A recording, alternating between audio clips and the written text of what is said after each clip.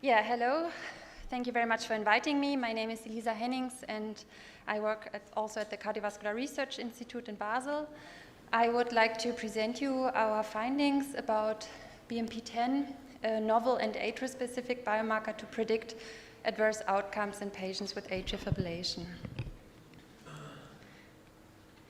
Here you can see that the AF prevalence is expected to double until 2060, which is mostly due to population aging. Why is this a problem? AF is associated with high mortality and morbidity. AF patients have an up to 3.5-fold increased risk for death. They suffer of strokes, heart failure, and they have a higher hospitalization rate compared to patients without AF.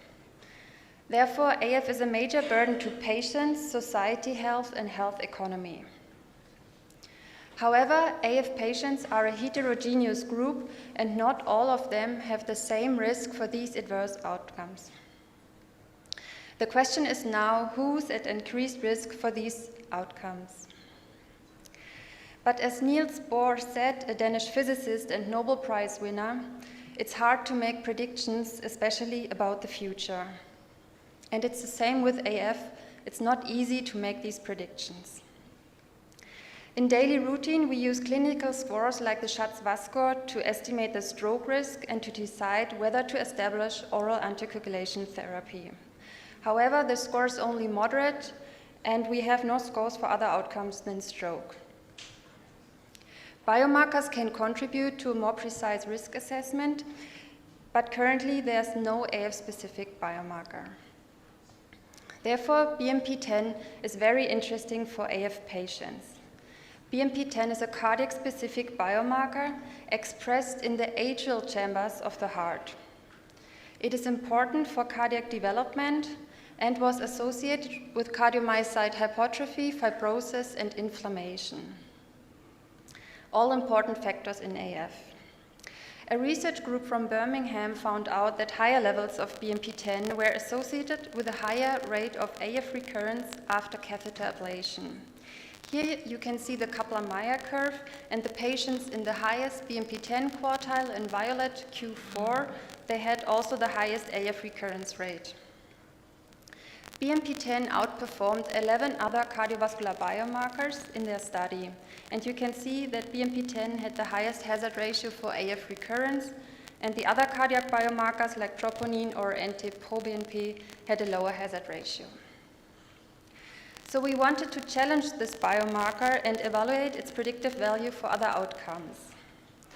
Our first aim was to assess the association of BMP10 to all-cause death and major adverse cardiovascular events in AF patients.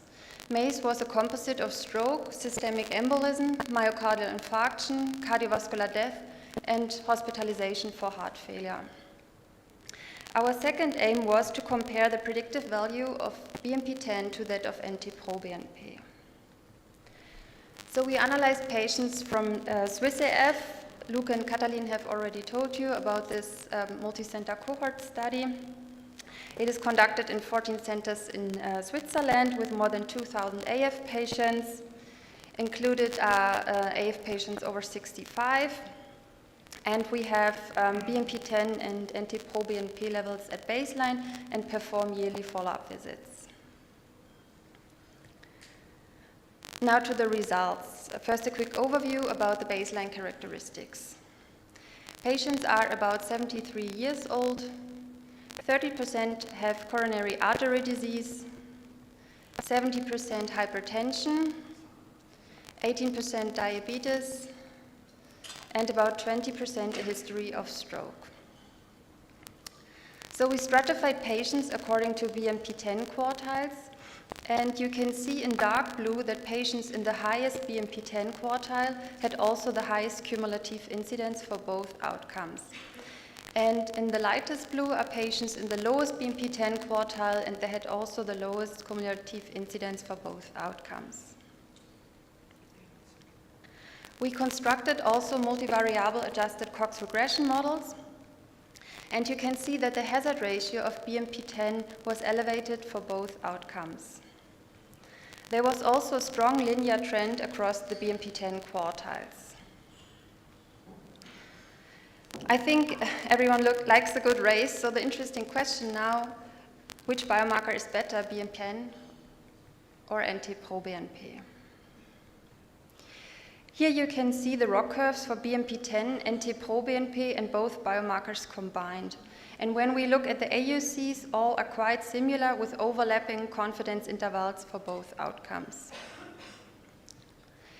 In the next step, we group patients according to clinical used NT-proBNP categories for AF patients in low, intermediate, and high, and then further divided patients according to the median of BMP10 in low and high. And you can see that the hazard ratio is elevated. Oh, sorry for the... so you can see that the hazard ratio is elevated for BMP10 in the low and high group of NT-proBNP. To illustrate this, I show you here the Kaplan-Meier curves for both outcomes. So in red are all the patients in the high NT-proBNP group, and the dotted line are patients who have additionally high BMP10 levels, and they have the highest cumulative incidence. The same pattern was observed in the low NT-proBNP group in dark blue, so patients with high BMP10, the dotted line, had also a higher cumulative incidence compared to patients with low BMP10 levels. Our study has several limitations. We have blood levels of BMP10 and NT-proBNP only at baseline and not immediately before or after an event. No distinct BMP10 cutoffs are known so far, and our results only apply to AF patients, and the predictive performance of BMP10 in patients without AF remains to be addressed. And also, we can only provide association due to our study design. So to summarize, BMP10 was strongly associated with all-cause death and MACE in our large cohort of AF patients. The predictive performance was quite comparable to that of NT-proBNP, and BMP10 seems to provide additional information in the low and high NT-proBNP groups. Thank you very much for your attention, and I thank also my whole research team and co-authors.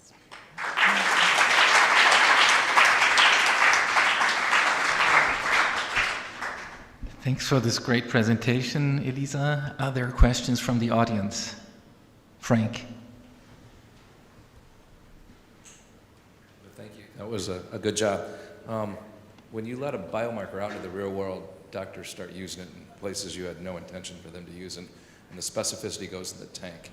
Have you done any analysis on, I know Christian has the APACE database, frozen blood samples from any other thing besides AF? Sorry, you mean that if we measured also BMP10 in other... Any other conditions in the world? No, not yet, but we are planning to do, like Katalin said, we are in the moment recruiting patients for control group, so Swiss AF control, and these are patients without AF but similar risk factors, and there we will also measure BMP10 levels, so this is a very important point. Yeah, thank you. You have time to get out the freezer. Yeah. More questions from the audience? Can I have two questions? Congratulations for your presentation, Elisa. I'm a big fan of biomarkers, and I'm very impressed with BMP10, and seems to be a very good one. You are probably aware of the ABC score, ABC stroke score, and the ABC bleeding score. They use biomarkers. And in the ABC bleeding score, GDF-15 was found to be the most important predictor of bleeding. Did you specifically look into bleeding as a variate to predict risk? Mm-hmm. Yes, so we looked also at bleeding, but there BMP10 was not very useful. Okay. Are you planning to create a score as well? We're combining BMPT and clinical variables?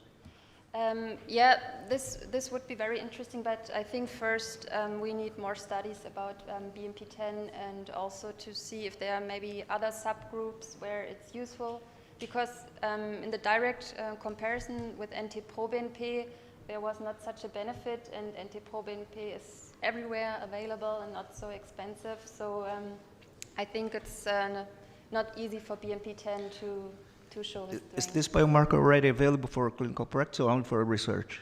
It's only for research. For at the research moment, at this moment. Okay, thank you. So I'm really excited that you have a control group now. Do you think, what's your best bet? Will this BMP10 be able to predict the occurrence of atrial fibrillation? Yeah, that's a very good point, and yeah, this is my hope. I think BMP10 might be predictive also of the AF burden, maybe. So we will also compare the AF burden. We have a subgroup also in SwissAF control where we have Holter ECGs, and we will analyze if there's a correlation. So maybe in the control group, we might see that patients who will develop AF, they might have higher BMP10 levels from the beginning, but maybe the doctor just didn't catch it yet. But maybe we can with BMP10. I'm not sure yet. Okay, there's a question over there. Thank you very much for the very interesting data. I was just wondering, did you look at the left atrial size and the level of the biomarker? Mm-hmm. Yeah, that's also very interesting, the correlation. Unfortunately, we don't have the data in SwissAF for the whole population. We will also, we have like the SwissAF burden study, the subgroup with the AF burden, and there we have also MRIs from the heart, and we are measuring these kinds of things, and then we will correlate it, but we haven't done it yet. Yeah, that's very important, I think. Okay, thank you very much. Thank you.